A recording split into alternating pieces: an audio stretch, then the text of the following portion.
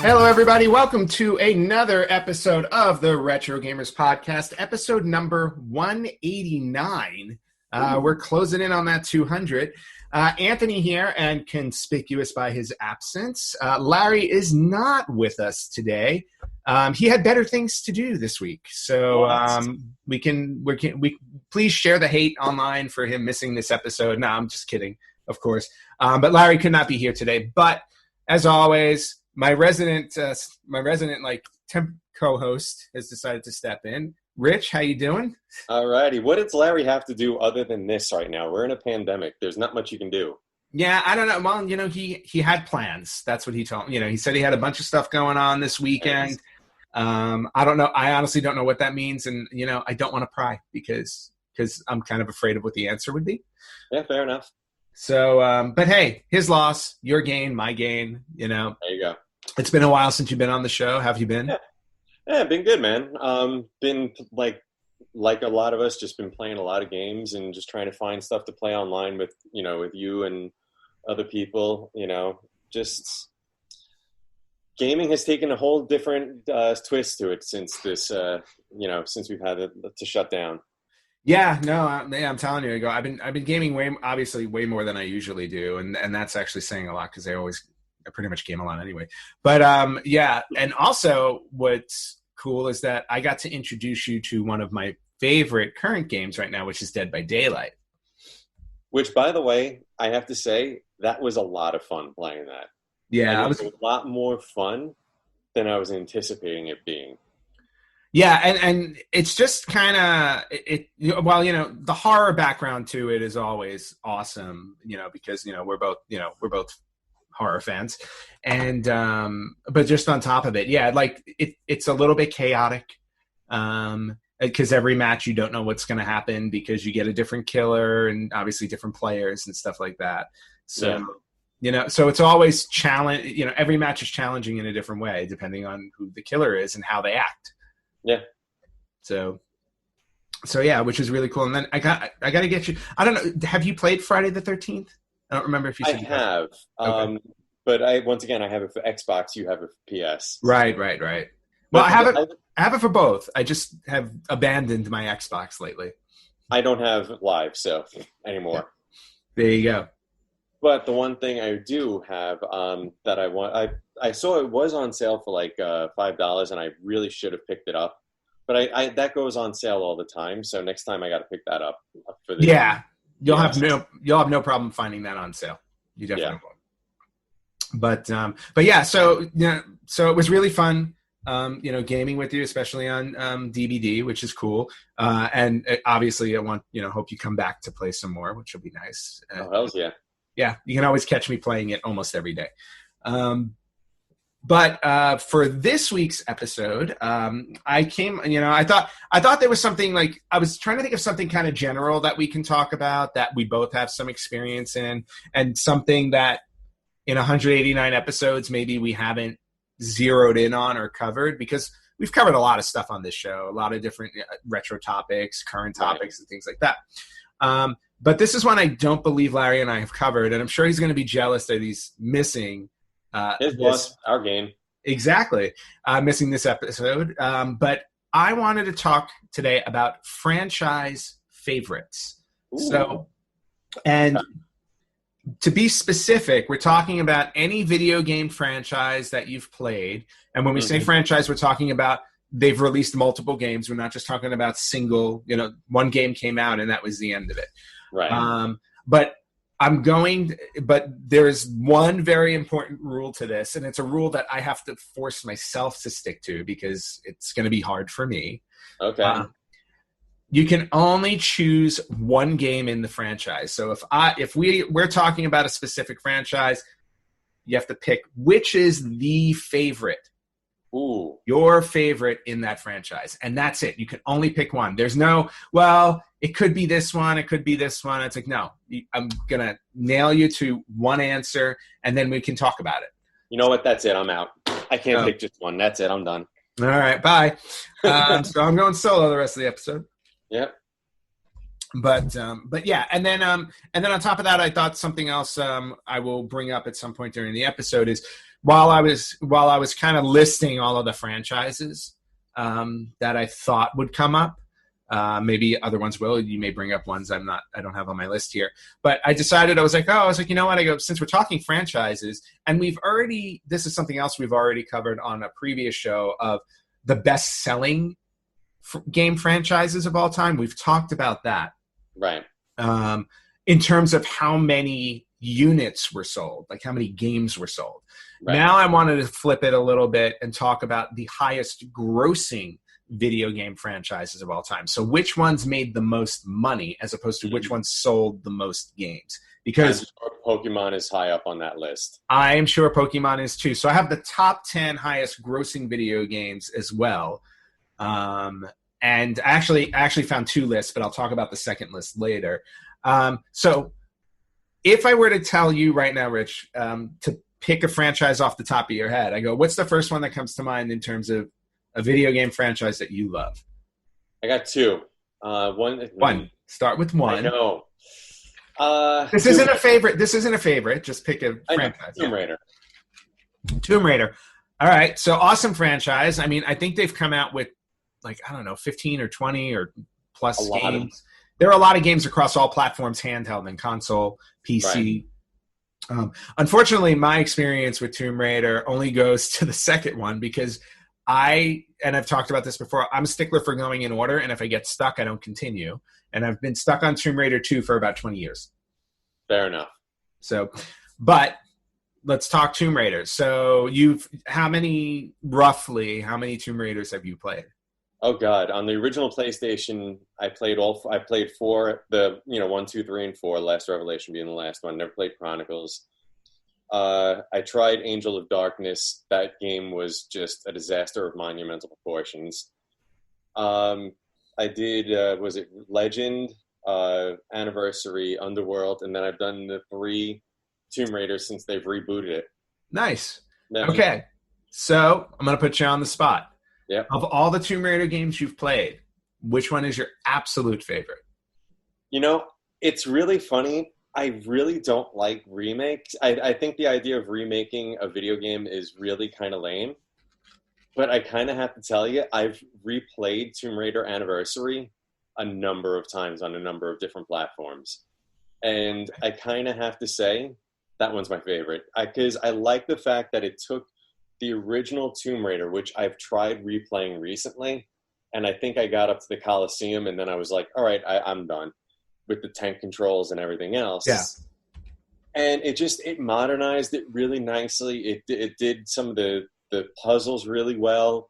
And it's overall just a really fun game, and it brings back enough of that nostalgia to that original Tomb Raider that's the one that I'd have to say I think is my favorite. Yeah. All right. Well, that's fair. I think, though, with them, I'm not necessarily against remastered games, I mean, and we've talked about this on the show recently, too, like remasters versus remakes, because remakes kind of change. They'll change the story. They'll change, things that you do in the game, whereas a remaster is just a straight lift, and they just kind of update the graphics and everything like that. So would Anniversary Edition fall under remaster or remake? Remake. So they changed some of it. Okay. Yeah, no, they changed the puzzles. The graphics got a complete and total overhaul. It was built on, if I remember right, I think it was built on the Tomb Raider Legend engine. Oh, so cool. It wasn't built on the old PlayStation engine. So right. Well, and when you think about it, and you go back to the original PlayStation, especially with Tomb Raider, and you look at the polygons, and just how limited it was. Remastering those or remaking those, whichever way you want to do it, basically updating them for more current consoles.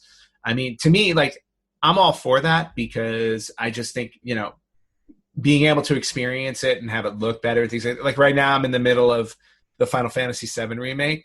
Mm-hmm. Yeah, they've changed the story around and everything like that. I really don't care. I go because the game's beautiful. Right. It's just beautiful to go through. So I'm a proponent for that. As long as it's not a straight lift, like if it's a straight lift and I've already played through it before, I don't know if I'm gonna want to go back and play through it again. I mean, unless I really loved it. Right. So I kind of like the idea that they changed it a little bit or at least the puzzles and stuff, so that it felt like a new experience.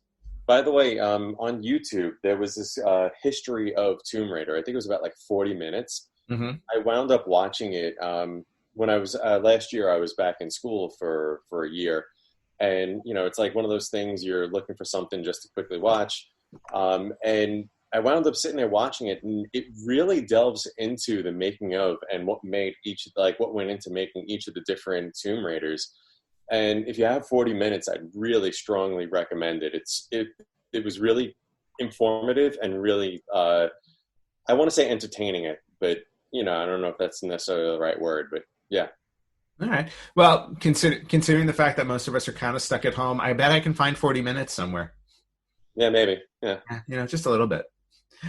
All right. So Tomb Raider was a good start. I'm gonna throw one out there, and there's no point in saving this one for later. I mean, the first franchise that always comes to mind for me is going to be the Mario franchise. There are very few video game icons, so to speak, and Mario's definitely got to be up there as number 1 or 2, depending on based on your opinion. And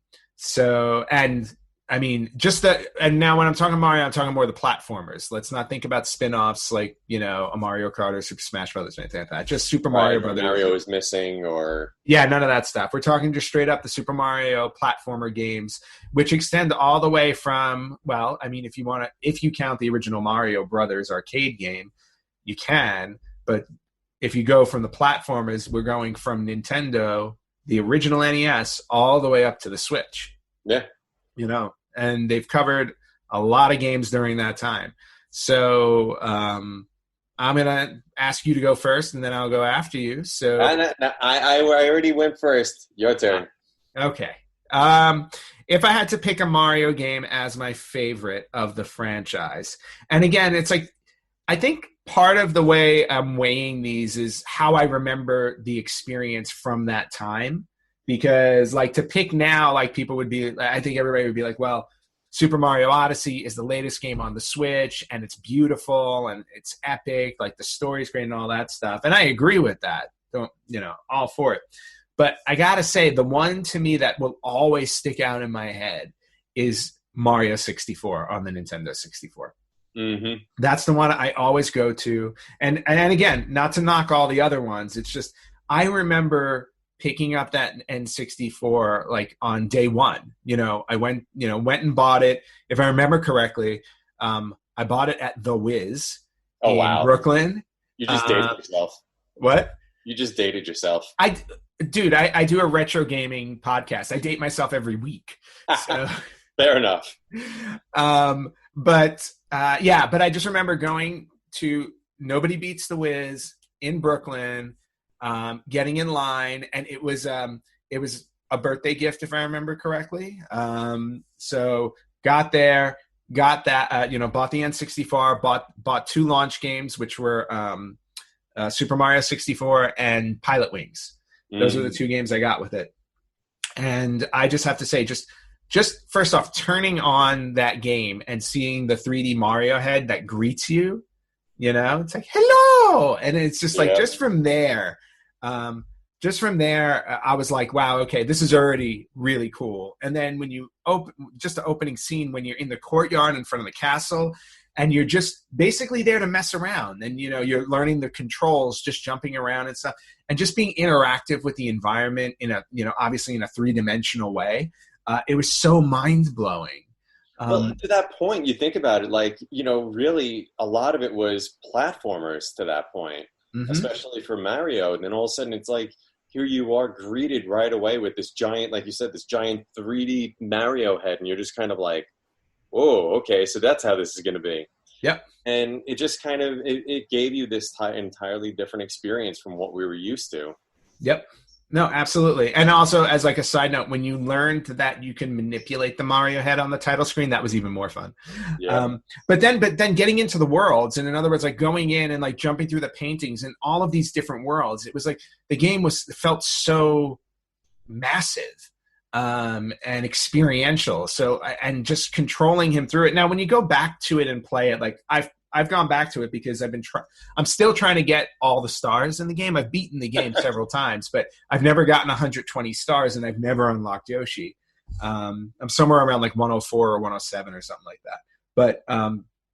But just it just felt so big, like bigger than any other Mario game I've ever played. So, and that's why it's like, that's the one I always go back to in my head. It's like the first Mario game I always think of now is Mario 64. Right. Yeah. What about you? I'm going all the way back to the NES. Okay. Super Mario Brothers 3. Super Mario Brothers 3. It's funny. I thought you would pick Super Mario World. I don't know why. But it was between that and Super Mario Brothers 3, but there was just something about, like, to me, Super Mario World, there was, it got a little more, and it's going to sound so weird, it got more complicated. Mm-hmm. And I think Super Mario 3, there was just a certain simplicity to the game. Yeah. In the sense that, like, here's this map, okay, navigate the map, navigate the boards, but the power-ups were just really kind of cool. You had the Doki? Tanuki suit? Tanuki suit, yeah. Yeah. You had the Tanuki suit, you had the hammer suit. Like, you had these kind of cool suits that you could use. And I remember just kind of being like, oh, this is so cool. And then when you fly for the first time, try and remember, like, when all of a sudden you found, like, as I'm sure going back to the day, we didn't have the internet. You wanted to find out about secrets. You had to have Nintendo Power, or you had to have a friend who had Nintendo Power. Or you had to go watch the Wizard. Yeah. The Fred Savage movie. Yep. Because that game was literally a walking commercial for Nintendo, including Mario 3. Yep. And I just remember when all of a sudden we discovered that there was whistles, and you could actually go to the different levels, and it was like, what? And I think also on a slightly different note, Mario may have in that game specifically, Mario may have made cosplay cool. Because again, he dresses as like the Tanuki, which is like the raccoon, the frog, and then what was the third one? There was a third one, wasn't there? He's kind of got like the beaver kind of thing where he turns into the statue. Oh yeah, he turns into the statue. But anyway, it's just one of those things where it was like, oh, okay, Mario, the first furry in video games. And it was fun playing that game two-player because there was like a certain level that, like, I couldn't do, but I knew you could, but it was my turn. And then it's like we would play each other, you would win, and then you would take over my turn and then go beat that board. So it was a fun kind of co-op, but in a different way. Yeah, it was a competitive co-op in some way. And to be honest with you, at the end of the day, there was never a like an end score that showed, oh, like you beat me, I beat you. It was more like, no, it was really more co-op where it's like, you didn't beat that level, so I will, and then we'll just continue on. The only thing that you got for beating a level was you got to keep playing until you died, basically. Yep. But yeah, it was just a really cool way to co-op your way to defeating a Mario game, which was awesome. You know? Did you ever try to actually play it all the way through back in the day? Yeah. Oh yeah. What was meaning like no warps, just literally, what was the farthest you ever got? I think I beat it that way. You did beat it that way? I think so. Because I remember all the other levels that that obviously you skip over. So going straight through, this is on the original Nintendo, not on anything that has save states or anything else like that.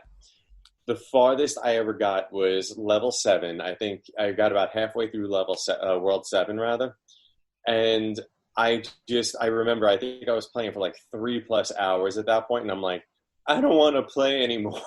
And I just kind of gave up. Well, see, and that was the other challenge as well, because back then, no save states. So if once you started, you're committed, which is why the whistle obviously was so beneficial, because it's like, oh, I can skip all these and the game will only take me maybe an hour and a half. Right.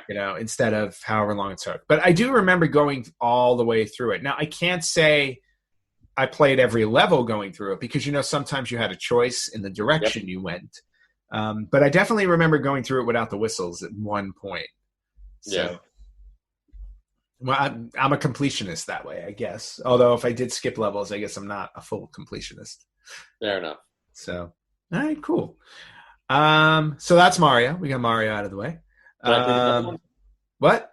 Can I pick the next franchise? You may pick the next franchise. Go for it. All right. I don't know if you've played these because actually I don't think you and I have ever talked about these. Metal Gear. I played the original Metal Gear, and I don't remember if I beat it. I don't think I did. And then I played Metal Gear. Is Metal Gear Solid the one on the PlayStation? Yep. Okay. Played that, got all the way to was it Liquid Snake? Who was the Liquid Snake was the mirror image of him? Yep. Yeah. Okay. Got all the way there and then stopped. So you never beat that one? No. So I've never to my knowledge, I've never completed a Metal Gear game. So all right. So then so this is all on me right now. This is all you. This is your show. All right. So not counting Metal Gear Survive or Metal Gear Acid or any of the other ones. This is just Metal Gear Solid 1 through 5. I could throw in there Metal Gear and then Metal Gear 2 on the Nintendo and the Famicom. I'm actually going to go controversial on this one here for a minute. And I am going to actually say Metal Gear Solid 2 is my favorite. Okay. Why Solid 2, though? Because everybody hated when you switched over to Raiden, and you didn't get a chance to play as Snake anymore through the game. And then the other thing is the story, especially as you got towards the end, got really all sorts of weird, like existential and shit. And I will tell you, at the time, I hated that, and I got so pissed off with it. But I replayed it probably maybe about 8-9 years ago. I got the Metal Gear Solid collection on the PS3. And I was surprised how much I enjoyed the gameplay and the story.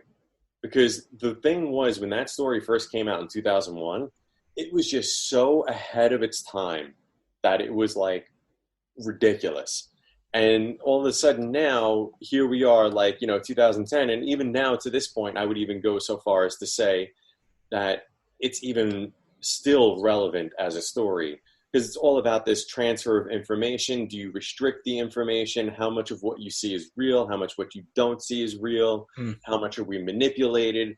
And it's just this really interesting storyline of a game. And it just, it really took that first Metal Gear Solid and then really just took it to the next level. Okay. Very cool. I would love to say that I got into those. There was something, with me, it's kind of almost like it's similar to movies. I'm not a big fan of army movies, and I think I feel the same way towards video games, like army related or military related games. Never really clicked with me. What's funny is, and I'm gonna agree with you. I agree with you. Like Call of Duty, I can't stand the Call of Duties, the Battlefronts, and all those other things. Metal Gear is the only one that I tend to kind of steer towards, but I think because of the fact there's a sci-fi element in it, and I think that's where I can make that dissection.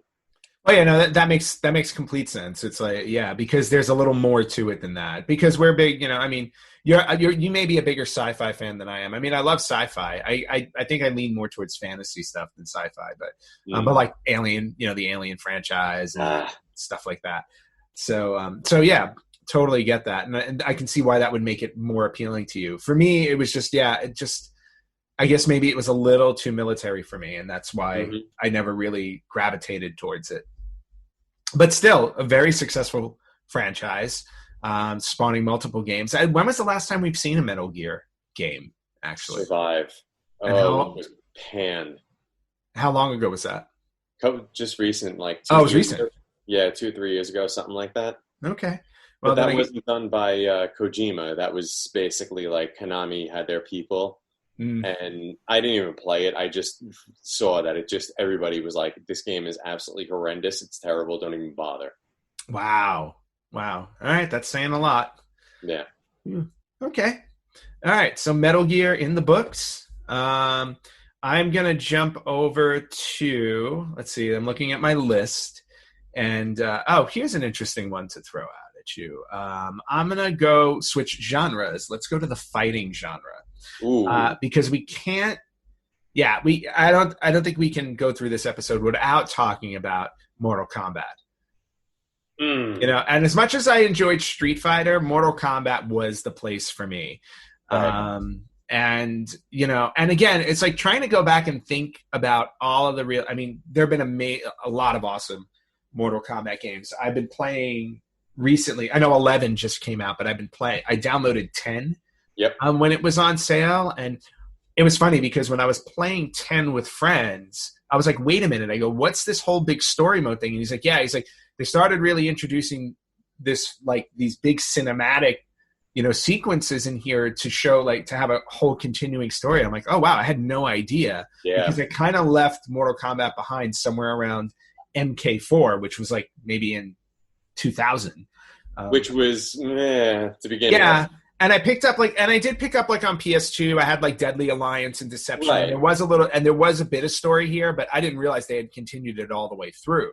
Yeah. So, but it was really awesome to see because now I'm like, gee, I kind of want to go back and get all the other Mortal Kombats to watch the story play out and play through them.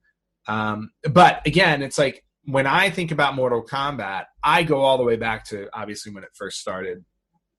And I got to say, probably the one that I gravitated towards the most. And it was interesting too, because I put story aside for this one, and I got to go with, and this was on the N64 as well. It was on PlayStation as well, but I had it on the N64, was the Mortal Kombat trilogy, because Mortal Kombat trilogy included every single character that was ever created up until that point in MK1, MK2, Ultimate, MK3. Everybody was crammed in there. You had all the levels, you know, all the fatalities, all the animalities, all the babalities, the friendships, literally everything. There was code for one hit fatalities and what have you. Yeah, so there were codes to do that, which made it a lot easier to do. And it was just a great culmination of everything that came before. It's like, oh, you're giving me access to everything here in one game. So because of that, it's like, that's the one that I always think of, even though like, obviously there are other ones I can say, oh, you know what, this was great because of all these characters they introduced, but I just got to go with trilogy because to me, it's the one that encompassed everything for me. No, for me, it was for the old school. Yes, I would agree with the trilogy. For me though, it was MK9. MK9 was, can I tell you the amount of hours that my friends and I wound up playing that game, because it was always like 4 or 5 of us always hanging out. It had a tag match where basically like we could play, each of us had our own characters, and it wasn't like, oh, where, you know, I control the 2 different characters. No, like it was 4 players tagging up against each other. So like, you know, like you and I would be on one team, and then like, you know, Larry and Verdi would be on another team. And you could play against each other, and it was just awesome. Oh wow! We must have played that game for probably, no joke, I would have to say like 4 years straight. Like Thursday nights were like guys' nights, and we would get pizza, we would go back, and we would sit down and seriously do nothing but play that game. And the other fun one was eventually we got to a point where we started playing for pink slips. So you know how it's like you have your character and I have my character? Yeah. So basically we would have a pink slip match, which means that like, let's say, who was your character in MK10? Sub-Zero. Always go there. So let's say Sub-Zero, right? And my character was always Jason in that game. Okay. Jason's awesome in that game. I was brutal with Jason. Anyway, which by the way, since we're both on PS4, we should really play each other on that. Yes, you can slaughter me. Yes. So anyway, so let's say we're playing that, and what would happen is I beat you with Sub-Zero. We both would have to play as Sub-Zero. And if I beat you with Sub-Zero, you could not use Sub-Zero against anybody else until you beat me to reclaim your Sub-Zero. Oh, yeah. See, that's cruel. Yes. That is cruel. Yeah, but what if you stopped playing as Sub-Zero? Then I could never win him back, right? No, you could always challenge me. Oh, okay. you could be like, I challenge you with your Sub-Zero to reclaim my. Okay, so you basically, when you throw down the challenge, you get to select the other person's character. Right. So, like, basically, we would always be like, all right, Anthony, let's fight. And it's like, okay, are we doing a pink slip fight or are we doing a normal fight? And it's like, no, I want to reclaim my Sub-Zero. So it's only fun for pink slips. Yeah. But I will say that at least on PS4, like, there were a group of us that were playing MK10 recently when we all got it. So, like, I can see that becoming a very long, drawn out, complicated, fun little tournament, let's say. Yes. That would be awesome. But I've never, I'll tell you right now, I've never played MK9 because I said I haven't really played. So I would definitely now want to go pick it up just to check it out. I'll tell you, 9 is like 10, just faster. Okay. In terms of controls, I would say. Okay. And I would say, though, and I have to tell you, it was for me, it was very close between 9 and 10. Because I really enjoyed 10, the storyline mode, which, by the way, 9 has a really phenomenal storyline mode in that as well. Okay. And 10, like I said, was close because you got Alien, you got Predator, you got Jason. It was just so much fun. All right. Well, no, I can't argue that. I think you can argue any MK game is great if you're not going to the spin-offs, basically. We're looking at you, Mythologies. Those are terrible. Yeah.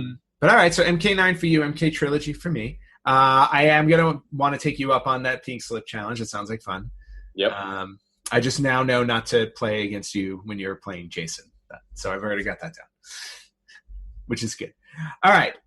So Mortal Kombat done. What do you got? What's next on your list? I had one more, but it's too easy of one. I don't want to go with that. But you know what? Tell you what, let's go with Metroid. All right, Metroid.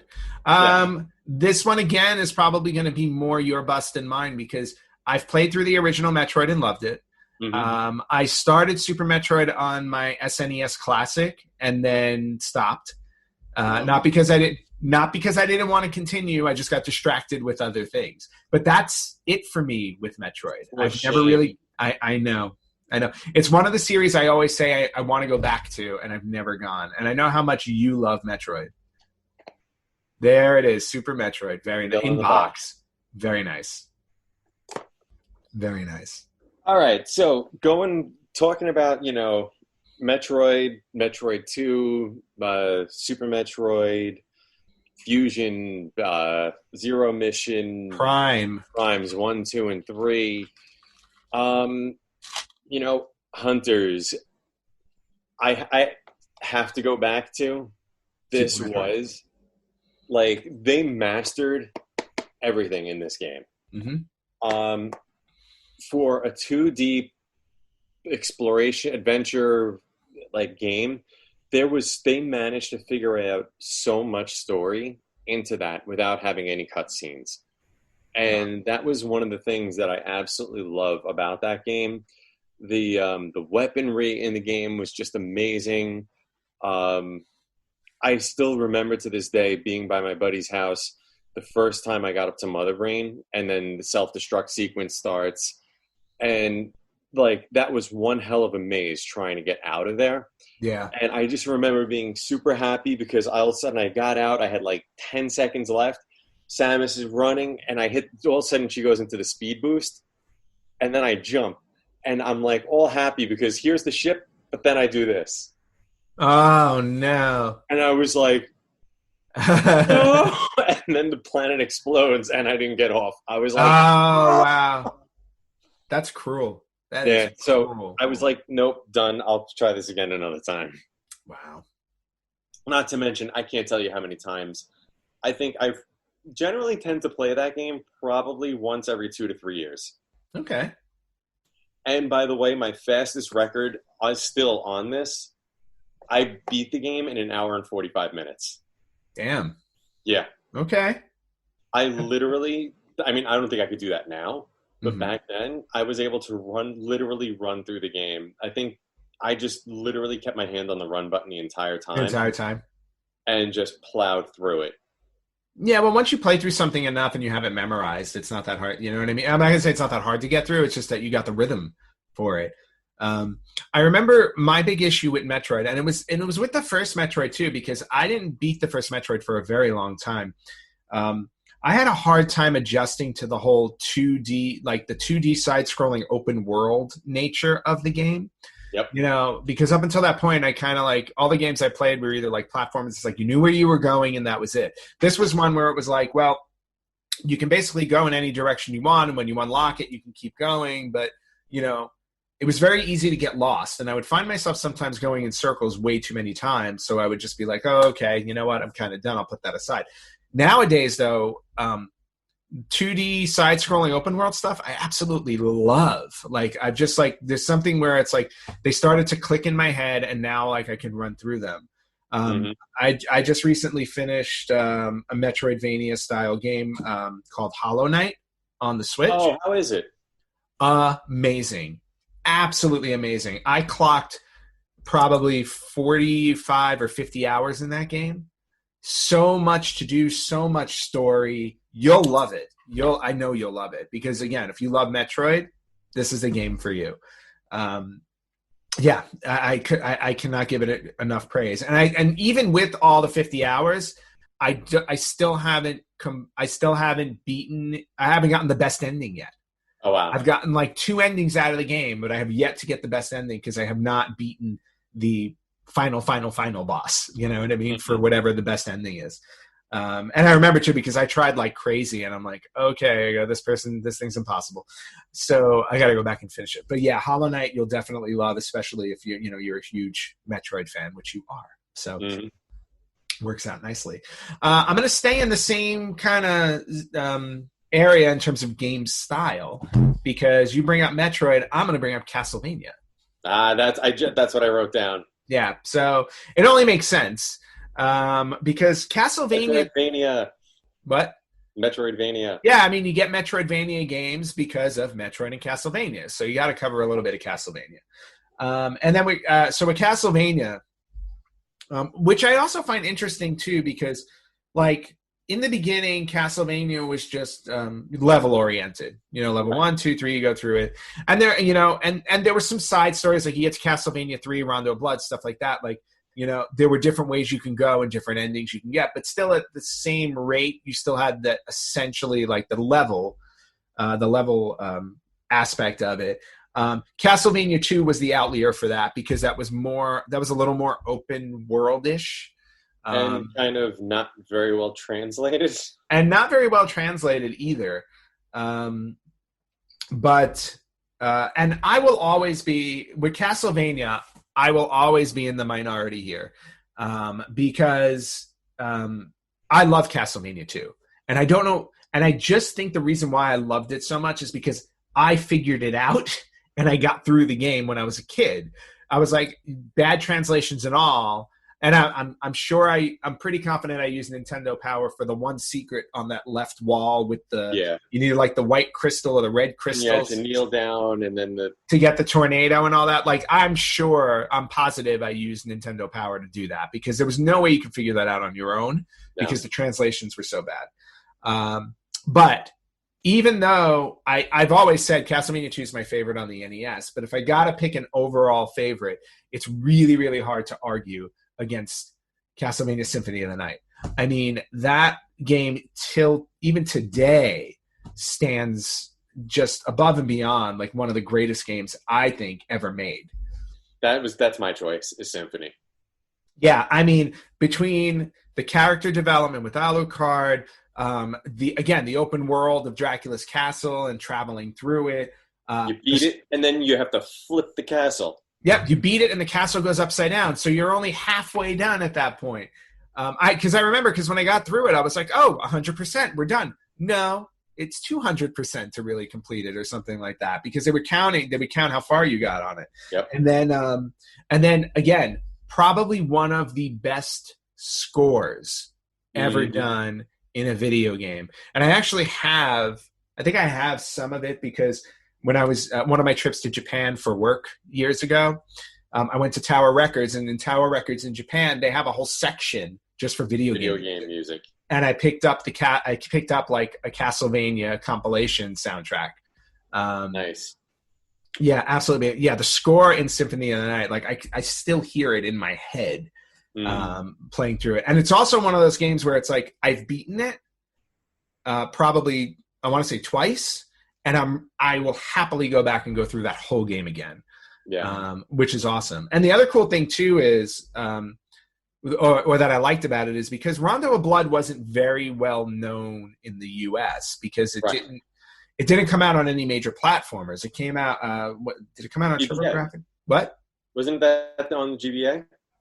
Was it GBA? No. Well, it may have been re-released on GBA, but like originally, Rondo of Blood or Dracula X was like very hard to find. Mm-hmm. And if I'm remembering correctly, I think it came out on the TurboGrafx at the time or something like that. That was the problem with it. It was like it wasn't well known to anybody who played the other ones on NES or whatever.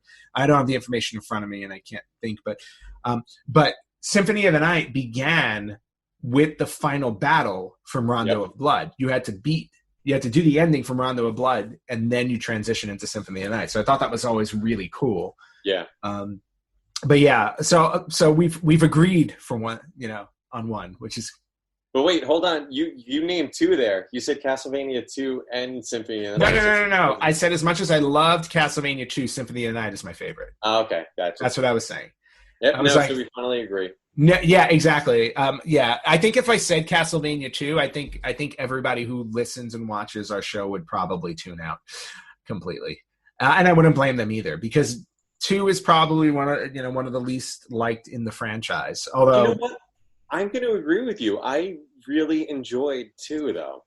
Like, I have such a sweet spot for it. Like, 1 was great, 3 was amazing, but there's just something about 2. Yep. Like, it was difficult. It didn't make sense, but you kind of dealt with it and you figured it out and you just kind of plowed through it. And I think that was half the fun of it. Yeah. Like, I still remember like when you finally got the chance to get the flame whip and you were just like, oh my God, this is the greatest thing ever. Yeah. It was the best weapon ever. And I guess it was like that little bit of RPG that they added to it. Cause that's what it felt like cause you're upgrading your weapon along the way. And it wasn't like the other games where it's like when you died, you lost the whip and you had to go get it again from, the candlesticks or whatever. It's like once you bought it, you owned it. Yep. And that was also what I found appealing about it. But we are in the minority with that one. And still Symphony of the Night wins out overall. All right. So you said that was the last one you had on your list though, that you just I have one more. Okay. And I know this is kind of more your wheelhouse than mine. Uh-oh. Zelda. I was trying to save Zelda for last. Okay. So let's save it for last. Let's move on then. But no, because it's not your wheelhouse. I wanted to end on something maybe that we both like. So we'll go to Zelda now since Zelda is, but since you brought it up, you get to speak to it first. So Zelda's a bit of an anomaly for me. And here's why. I've never transferred over with Zelda to 3D. Mm-hmm. And I don't know what it is. There's something about the Zelda games that every time I've tried to play Ocarina, I've tried to play Majora's, I've tried playing Twilight Princess, and I'll get always up to the first dungeon, and then I just never take it any further. And I don't know why. Yeah. So for me, it always comes back to A Link to the Past. Okay. And hey, you know what? That's a good choice. But of the ones, so why Link to the Past? Aside from the fact that you couldn't do the 3D ones. Well, it was such a fun game, storyline wise. There were so many little side stories, and I remember like up to that point, a lot of times you would beat the game. It was like, yeah, you beat the game. This was kind of like, yeah, you beat the game, but then it's like, oh, here's what happened to the kid who was sick. Here's what happened to the old man. Here's what happened to the what's it called? The two the guys that make the swords. Why am I drawing a blank? Oh, not the Gorons? No, not the Gorons. Whatever. Anyway, like it kind of went back and it showed you each and every single one, like what happened to each of them, and I really kind of enjoyed that. And it was a game that only up until recently, like, I always struggled trying to find every single item in the game. And only recently have I been able to do that. That's awesome. Yeah. Yeah, and being able to go back to it all these years later and still having like that challenge also speaks to like, you know, the strength of the game, because it's like you've played through it, but you still have to fight through it, you know? Yep. What about you? Well, I mean, you're definitely not going to agree with me because you couldn't get past the first level, but I got to say, again, it's one of those things where I can talk about the original till the cows come home. I've beaten that game more times than any other game I've ever played. But And you know, it's funny, as we've been going through this episode, I'm realizing the N64 has really been the home for a lot of the most memorable franchise games for me, because Ocarina of Time, to me, was absolutely mind-blowing at the time. I mean, granted, we were just transitioning off of mostly 2D to 3D gaming, but the strength of the game wasn't just the fact that we're doing a 3D game. The strength of the game was the story, the epic nature of it, the time travel. I mean, everything that went on in that game, it was like one adventure to the next, and each one was just as exciting. The temples were, you know, challenging, and the weapons that you picked up were great. Epona, getting your horse and riding through, you know, and just riding through stuff. I mean, it's everything about that game. It's like I look back and I just smile. You know, I just smile every time I think about all the memorable moments that happened. And interacting with the Zoras and the Gorons for the first time in 3D. There were so many cool things. And then obviously the Ocarina, you know, playing the different tunes, and, you know, the tunes would make time move forward, move backward. You can make it rain. You can call your horse. You know, there were so many things in that game that were just amazing. I really want to love that game, and I've watched my friends play it. I remember back in the day being by one of my friends' places, and he would just, like, I remember watching him beat Ganondorf at that point, right? Yep, Ganondorf. Yep. And I remember watching him beat him at the end, and just like, I was like, wow, this is an epic ending. Yep. And it just, I don't know what it is. It's just, no matter how many times I've tried, I just can't. Like, okay, so one of the first reasons why I ever gave up on the game was, you know how in the Deku Tree? Yep. So you remember how you had to jump off with the torch and light the spider web on fire? The game glitched, and it wouldn't light on fire for me. Oh, well, that's frustrating. Yeah, I tried I tried each of the different things to jump off from at the top. Mm-hmm. I tried rolling around on it. I mean, I tried everything. Nothing worked, and I was just like, all right, I'm done. Wow. Okay. I can understand that. I strongly recommend you give it another shot. I really do think it's like, if I had to make a list of games everybody should play through at least once, that one's high on the list for me. Mm-hmm. So I would say if you ever get an opportunity, give it another chance. I would be curious to see how you would react to Breath of the Wild on the Switch, because obviously it's 3D, but Breath of the Wild to me is like, like when I finished that game, I felt like I completed something. You know, it's like, wow. I watched you finished it. You showed me the end, and that was impressive just watching that. Yeah, but just everything it took to get to that ending, which was probably about 70 or 80 hours of gameplay before I finally beat it the first time. Like, I really invested. You know what I loved about that, though, is similar to Chrono Trigger. You could literally just go walking right into the castle if you wanted to. Yep. I mean, I wouldn't recommend it. No, you can just walk right in and get slaughtered. Yeah. Yeah, absolutely. But that was the cool thing about it. It was the ultimate, like, open world. Yeah. You know, it's like, you want to fight him, you know, without any gear and clothes or whatever. It's like, go right ahead. Good luck to you. But no, Ocarina of Time, though, just to go back. Yeah, Ocarina of Time for me will always be, like, my favorite of all the Zelda games. Up until now, at least. All right, so you threw Zelda and me, and I know, and you know, for everybody watching and listening, we're not going to get to every franchise, unfortunately. We would be here forever. Oh God, you know. So I say let's do one. I want to do one more, but I'm going to give you an option. You want to do two more? Yeah, let's do two more. This is fun. Okay, we'll do two more. All right, so I'm gonna go with then. I feel weird not mentioning this one, so I gotta bring up Sonic the Hedgehog. Ooh. I mean, Sega would not have been as successful as they were without Sonic. Nope. Sonic was the definitive game for the Sega Genesis. Unfortunately, not for the Sega Saturn, but for the Sega Genesis and for me, the Dreamcast. So, so when I think back to Sonic and I think of all the really cool games, and part of me wants to go with the Dreamcast one because Sonic Adventure was so cool, but I'll never, ever, ever forget the first one. So for me, Sonic the Hedgehog, I got to go with the original. And again, just because up until that point, like we were playing these side-scrolling platformers, and everything was great. And this one just literally inserted speed, attitude. Like your main character had attitude. Like if you saw it in the way you played. You had a memorable enemy in Robotnik. Yep. The levels, like the colors were so vibrant and the levels were so clever, and they worked to your speed. You know what I mean? Like, and you would go through levels so quickly that they would blur because you were going so fast. And then obviously if you ran into something and stopped, you would stop, and then obviously sometimes you'd have to go back or whatever. But I'll never forget just turning that game on and playing Green Hill Zone, and the music was great. And Music was phenomenal. The music was phenomenal, and then just literally soaring through that first level.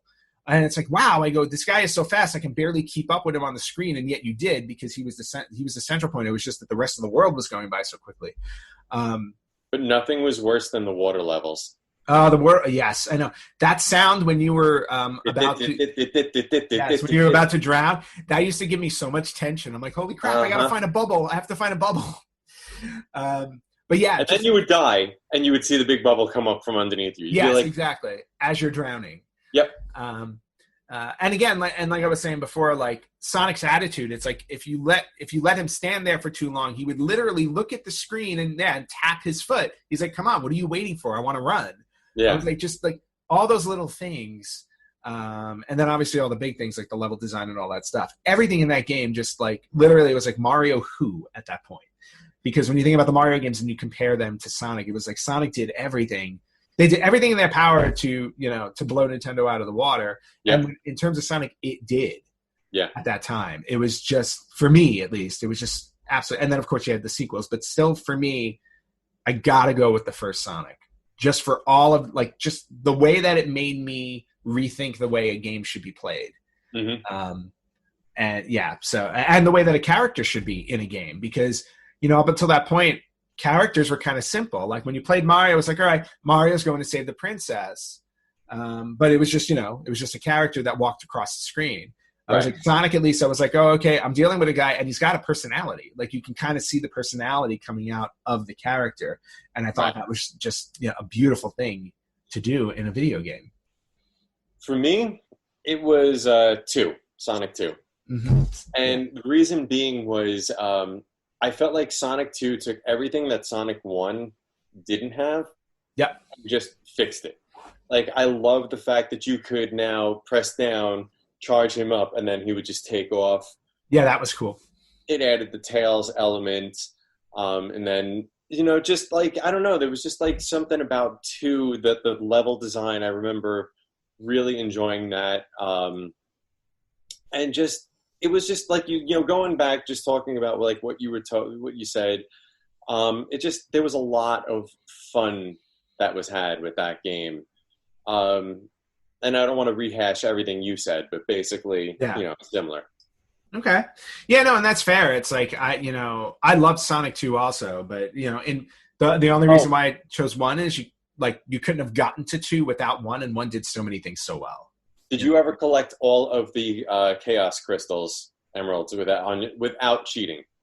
Probably not. Yeah. Yeah. You? Nope. I think I got close once. I think I got like 5 out of the 6, if I'm not mistaken, because there were 6, right? Yeah. Yeah. I remember getting close once, but I never got them all. I think the best I ever did is I got 2 of them. Okay. Yeah, I mean, they were just hard to get. It was just hard to do. But yeah, Sonic, Sonic, there's so many good Sonic games outside of the ones we just mentioned to try. But yeah, at least, for me, the first one, for you, the second one, it's just like those OG ones were just outstanding. All right. What is going to be the last franchise we're going to cover, Rich? I have an idea. What is it? Mega Man? I knew it was going to be Mega Man. So, you go first. Well, actually, you know what? I'm going to go first because you can speak to Mega Man way better than I can. And hold on. I'm going to add something to this. This is only Mega Man. No X's, no, Oh, so just like the first 6? Well, no. We could do Mega Man 1 through 11. Oh, okay. 1 through 11. All right. But no using, no Mega Man X's 1, 2, 3, 4, whatever. All right. You just want to stick to those. Let's stick to the regular Mega Mans. All right. I'll be brief only because I've played through, I want to say I played through the first 5. I've tried 9, 10, and 11 and have failed miserably at them. But I've played through the first 5. And again, the one that will always stick out to me will be 2. 2 for me was like, there was something cool about 1, but the difficulty on it made it such a chore that I was like, okay, they're trying to make the hardest game possible here. But then when 2 came out and they added two more robots to beat, and Mega Man got Rush. Rush showed up in 2. I think the Slide showed up in 2. No, Slide was 3. Slide was 3. Okay, Slide was 3. But then you had Rush to get you through levels. The bosses to me in 2 are the most memorable ones because I'll always think of Airman and Metal Man. Metal Man was Metal awesome. Blade. Which one? His Metal Blade was the Metal most Blades were green weapon ever. Yeah, they were the best one. Like you used Metal Man's weapon everywhere you could go. Like that was just what was awesome about him. But I remember, I remember the levels more than any other Mega Man game. And then the epic travel to get to Wily after you beat all the robots. Like I just remember, I was like, wait, I'm not done yet. Wait, I'm not there yet. I'm not there yet. It's like it just felt like it went on forever before you finally got to Wily. But yeah, that one for me is the one that like definitely stands out the most. The rest of them kind of blur in my head in terms of like I could probably name a robot here and there. But 2 for me was by far my favorite. So I have beaten all of them except for 9 and 10. Okay. Those are the only 2 I have never beaten. Difficulty wise? Yeah, just those are just punishing. Yep. I don't even think I even beat one of the bosses even. Wow. Okay. I actually am going to agree with you on 2. Oh, wow. Okay. But here's the thing I'm going to say is 3 was very close behind. Yeah, I thought you were going to say 3. But here, you know what it is? It's because after, once we had the shutdown happen, and I was texting you, I kind of plowed through Mega Man's 1, 2, and 3 because I was like, I just wanted something quick and mindless and kind of fun to do because it's fun to go back to them every once in a while. Yeah, it makes sense. 1 is just, like you said, really hard. What's funny, though, is in 1, and here's what I'll say is, the levels were insanely hard, but the bosses were insanely easy. Like when I was doing it just now. Okay. 2 is just a load of fun. Yeah. The level design was fun. The bosses were fun. The weapons, when you find out like what the weapons were to try to beat the bosses, that was like that. It was a good balance. Mm-hmm. 3, I will say, I liked. You mentioned about this adding the slide. I thought that was a great element added to it. The bosses weren't as fun as 2 were in 3, and that's one of the big ones. But I liked one of the things that I liked was after you beat all of them, then you had to go back and redo 4 of the levels and fight the Mega Man 2 bosses. Yeah. And I always loved that element of it. But then Wily's levels in 3 just felt so short. And I was kind of like, eh. And then for me, the problem with 4, 5, and 6 was, once again, they ramped up the difficulty level, and it was like all the robot weapons that you wound up inheriting after you beat somebody. I think like most of them only took off like, if the regular Mega Buster took off 1, Yeah. like I think most of them took off, like robot things took off 2. Yeah, and that was and to your point, part of the fun was figuring out which weapon was the robot's weakness that you had acquired. Because I remember struggling, like getting all the way to the end and then using the wrong boss weapon, and then dying. And I'm like, got to try a different boss weapon and stuff. So yeah, if they kind of took that away, then I can understand why the appeal was a little lost there. Yeah. And then I would say 7, I beat 7 once. I did it years ago, and I was kind of like, eh. 8 was on the PlayStation, and I literally did that once, like maybe back in like the late 90s, early 2000s, whatever that was. I remember the same thing. I was like, meh. 11 I just beat recently. One of my buddies bought that for me, and I played through it, and once again, it was good. Yeah. I think I have the anniversary. Did I buy I think I bought the anniversary collection on the PS4, so I have them. I haven't played through them in a long time, but I definitely still have them. But yeah, I mean, the anniversary collection have save states on it or no? It should. Yeah, I think it should. Because I'm not going to lie, it's like playing through those, I need a save state. Yeah. There's no question about that. Gone are the days where I would literally sit down in front of my television as a kid and play through something until I beat it. And if I had to start over, I started over. But again, but even with Mega Man, I mean, starting with the second one, they gave you a leg up with the password screen. So at least you had a password screen where it's like, okay, I've beaten 2 of them, but my game is over, but I can at least put the password in and go back, and those 2 are still defeated. You couldn't save in the middle of a level, but you can still do that, which is good. Right. So, all right. So Mega Man 2 for both of us. Yeah. Nice. No. I think that's a good one for us to end on in terms of game franchises. And again, you know, we couldn't get to all of them. I had a whole bunch of other ones on my list, like Final Fantasy, Mario Kart, Resident Evil, Grand Theft Auto, there's Pokemon, Street Fighter. You know, I mean, there's so many franchises. And you know what? I wouldn't be surprised. What? Lightning round, no explanations. Go through them. Just say what yours are, and I'll say what mine are. Okay, so let's just spit it out. Final Fantasy. What do you got? 7. Mario Kart. Double Dash. 64. Resident Evil. Ooh. Are we counting remakes? Yeah, because remakes are kind of different. I really enjoyed 2. Remake of 2. Okay, I got to go original 2. Grand Theft Auto.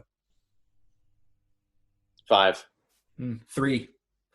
I was going to say 3. I got to go 3. Again, for me, change the game. Pokemon. Snap. I can't. What? Snap. I don't know. Yeah, I was just gonna say I've never played an original Pokemon game, so if I gotta go with one, I gotta go Stadium. Yeah. So Stadium for me. What else did I say? Street Fighter. 4. All right, I gotta go. Was it Street Fighter 2 Turbo Edition? Yep. Gotta go with that one. Those were all the ones that I had on the list, and like I said, I'm sure there are more. By the way, adding one more, and once again, I think that we both know the answer to this one. The Contra series. The original. Yeah, same. Yeah, that was the other one I had down. I was like, that's too easy. Yeah, no, gotta go with the OG on that one. Yeah. So those are some franchises, and for you guys, if we haven't covered a franchise, it's like sound off. Let us know what kind of franchises you guys have been playing through the years. I mean, there's so many other ones. Like we talked about how we don't like Call of Duty, but Call of Duty is a successful franchise. Halo. There are so many franchises out there. One of the ones I was going to mention, but I know you're also not a sports person, is Madden. Well, I didn't even think of touching sports because we can talk NHL, we can talk NBA, we can talk Madden, we can talk wrestling. So many wrestling games out there. Again, this is kind of a topic that can span several episodes. By the way, I will agree with you on one, going with the N64 wrestling, WrestleMania 2000. No mercy. No mercy? Really? No mercy beats WrestleMania 2000 every day of the week. Whew. All right. But again, sound off on on franchises we didn't cover and what your favorites are. We'd really love to hear about that. Before we close up this episode, I wanted to touch briefly. I had said at the beginning, I had looked up the highest grossing video game franchises of all time, and I wanted to go through the top 10. And I'm sure some of these will be very well known to you, Rich, and other ones may be a little surprising, actually, because when I saw the list, I'm like, oh, wow, okay. And again, this is encompassing all video game franchises. So at number 10, and this was these numbers are updated as of 2019. So okay. So they're as updated as we can get them. So number 10 is the FIFA soccer video game franchise. I could see that. Which began in 1993, so it's had plenty of time to build up some cash. And it's estimated $11.5 billion. That's high in gross. $11.5 billion gross in sales. Figure that's more of a worldwide game, so yeah, that makes sense. Yeah, so that does, yeah, exactly. So that's number 10. Number 9, and again, you also have to think, how many FIFA games have we seen since the first one came out? Right. Okay. The ones that surprise me more are the ones that, like, let's say if I get to one, like they have like one game, and that you'll hear about that in a minute. But number 9, and this is one that I'm not familiar with, is Crossfire for the PC. Came out in 2007. It's a first-person shooter, and since 2007 has grossed $12 billion. Wow. Never heard of it. It's like I said, it's a first-person shooter, and that's probably why I haven't heard of it, because I am not a first-person shooter person at all. I used to be, not anymore. I never could be. Give me headaches. Still does. All right, so number 8, and one that was just on our rapid-fire list. Number 8, Street Fighter, which debuted in 1997, $12.01 billion. So just beat out the other one by like a hair. Yep. And again, what's funny is like they kind of break down in some of these. They break down which game made the most. So for Street Fighter 2 alone made $10.6 billion in gross out of the $12 billion, which means the rest of it makes up $2 billion. Right. All the other games that came out since Street Fighter 2. So that was really cool. Number 7, again, on the PC. And it's not surprising because the PC, like PC gaming online, it's all about buying stuff in the game. So you buy your upgrades and whatnot. So number 7 is Dungeon Fighter Online, which came out in 2005 and has made $13.4 billion gross. Wow. Yep. It's just crazy how, and this one is an MMORPG. So that's. Yeah, makes sense. Okay. Number 6, and this is the one that surprised me the most, and you'll hear why in a second. Number 6 on the list is Space Invaders. What? And we're only talking the one Space Invaders game that came out in 1978. That's it. There was one Space Invaders in 78. $13.9 billion as of 2017, not counting anything beyond that. One game, $13.9 billion. Unbelievable. Yeah, I'm flabbergasted on that one. Shocked. That one shocked me. And I'm like, wow. I was like, because obviously if I was going to name any arcade game, I would pick Pac-Man, right? I would think Pac-Man would be it. But Pac-Man's got multiple games. Right. Space Invaders exists on its own. So $13.9 billion off of one game. One game. Yeah. That's just a testament to just how amazing Space Invaders has endured over the last, where are we at now? 42 years? 42 years. 42 years. Yeah, because it's as old as us. It came out the year we were born. Yep. God, we're old. All right. That was number 6, right? So number 5, Pac-Man, came out in 1980. The entire franchise, $14.1 billion as of 2016. So it's obviously made more since then. And Pac-Man by itself, the original, has grossed $12.8 billion on its own. Miss Pac-Man, which I thought would have made more than what it's listed here as, at $1.2 billion. Because to me, Miss Pac-Man is better than the regular Pac-Man. So, That's number 5. Number 4, in 2006, the Wii series. And when they're talking about the Wii series, they're talking about Wii Sports and Wii Fit and all those types of games, the ones that were called Wii This. Yep. And the Wii was super popular. It was super popular all across the board for children and adults. $14.8 billion gross. Wow. From 2006 on. So yeah, people had a thing for, simulation games, and you got to stand on the board and you got to actually interact with it. So the Wii series was a very big deal. Now, top 3. All right. I'm sure you're going to know 2 of them. Well, maybe all. You'll know all 3, but number 3, Call of Duty from 2003, $18.1 billion. Wow. Mm-hmm. Across all of them, of course, but still. First-person shooter, the most lucrative first-person shooter game out there. You can't get bigger than Call of Duty. Not for me. Yeah, no, same here. I mean, look, we've all got our preferences. Yep. Number 2, debuting in 1996, Pokemon. Yeah. Of course. Estimated $19.5 billion gross in video game sales. And of those, 13.8 was console specific, and then about 4.8 was mobile. And mobile being probably Pokemon Go from 2016 to 2019. So Pokemon Go, since it came out in 2016, has made almost $5 billion. That's insane. Yeah. And also it just shows the power of Pokemon. And Sword and Shield, which just came out on the Switch last year, right, is approaching $1 billion on its own. Wow. Yeah, those Pokemon games. And at number 1, I don't think anybody's going to be surprised at number 1. We're talking about the Mario Brothers series, which started in 1981 with Mario Brothers. Now, Pokemon, $19.5 billion in video game sales gross. Mario, $32.4 billion. Wow. Yeah. Now, that includes all Mario games, not just Super Mario, but Mario Kart, Mario Party. Right. Like, you throw them all in there, but you still get $32.4 billion in sales just from one plumber. Wow. An Italian plumber at that. Actually insane. Now, one thing that I did want to mention, and this is really, really interesting, and just the power of merchandise that people seem to, like, people don't understand just how powerful merchandise sales can be.